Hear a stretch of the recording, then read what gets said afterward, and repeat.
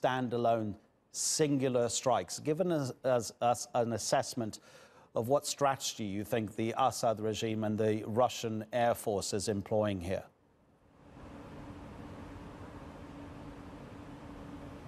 Well, the Assad regime is clearly employing a mass bombardment strategy in order to clear the areas that eventually the ground forces, Syrian regime militia, forces backed by the Russians, intend to enter into southern Idlib. And as a result of the continuous violation of the de-escalation zone deal and the continuous use of rockets and cluster bombs, we saw an unprecedented op-ed in the Wall Street Journal written by President Erdogan of Turkey. The headline is, "The World Must Stop Assad," where President Erdogan is urging the international community to take action to stop a mass slaughter from taking place in Idlib at the behest of the Assad regime forces and his militias.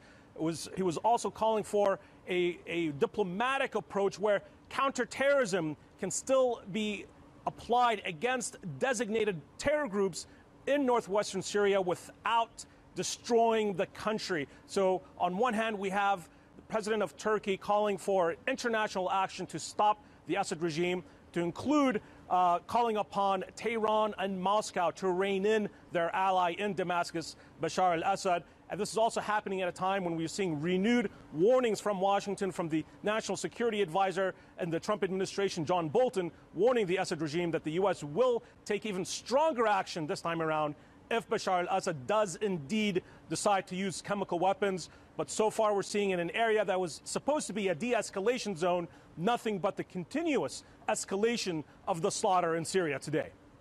Over the weekend, we were saying hundreds of people were leaving their homes, and then it became, 3,000, and now we're talking about tens of thousands of people trying to find somewhere safe. Is there anywhere safe in Idlib?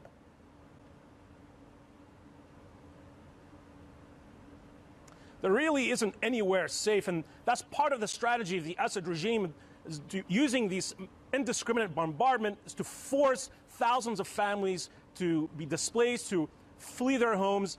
Thousands are fleeing towards the Turkish border on that fence on the Syrian-Turkish border, but there really is nowhere to go, and that's why the United Nations is calling Syria the worst man-made disaster since World War II, and now we're seeing renewed calls from Ankara to the international community to prevent Syria from becoming the worst humanitarian crisis in our lifetime.